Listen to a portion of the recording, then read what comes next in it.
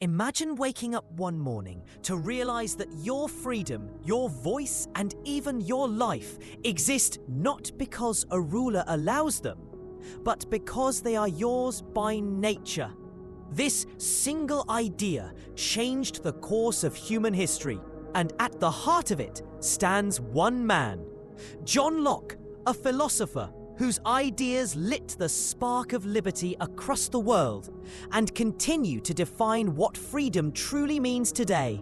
Because in an age dominated by absolute kings and unquestioned authority, Locke dared to argue that every human being is born with natural rights, rights to life, liberty, and property, that no government, king, or institution has the moral authority to destroy. And this idea was not just philosophical speculation.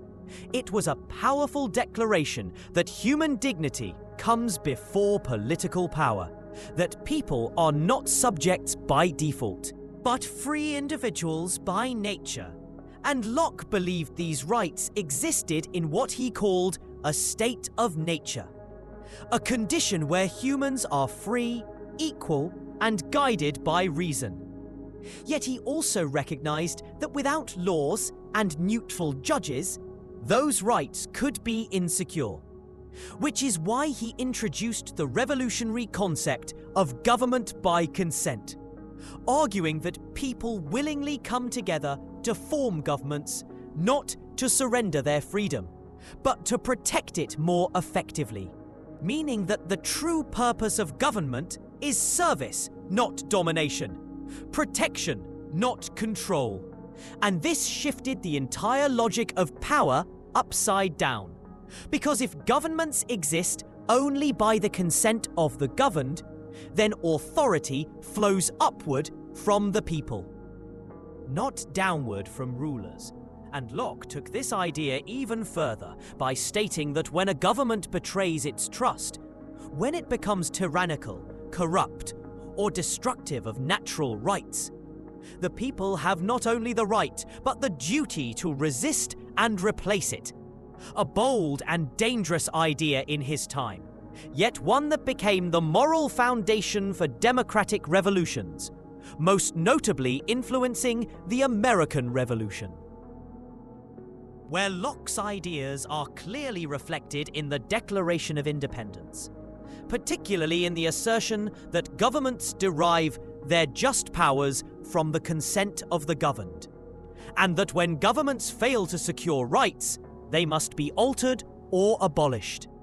But Locke's influence did not stop at political rebellion, because his philosophy also emphasized reason, education, and tolerance, believing that human beings are capable of learning, self-improvement, and rational decision-making, and that societies flourish when individuals are free to think, speak, and worship without fear, which was a radical stance in a world torn apart by religious conflict and authoritarian control.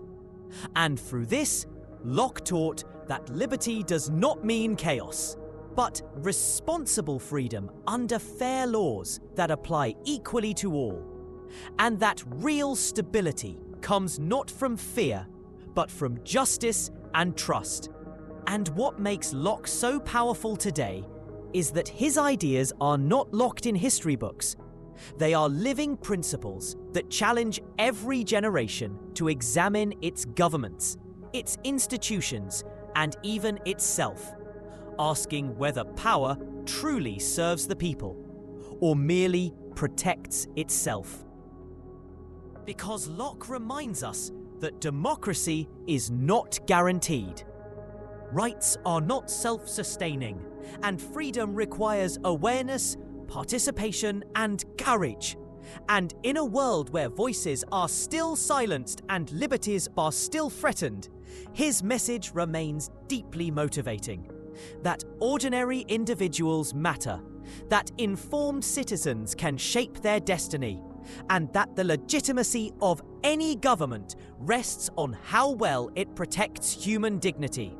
And when people understand their natural rights, they gain more than knowledge, they gain the confidence to stand against injustice, to demand accountability, and to build societies rooted in fairness and consent rather than fear and force.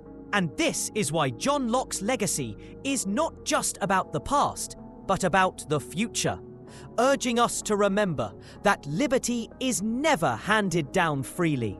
It is claimed, defended, and renewed by people who believe that their rights are worth protecting and their voices are worth hearing.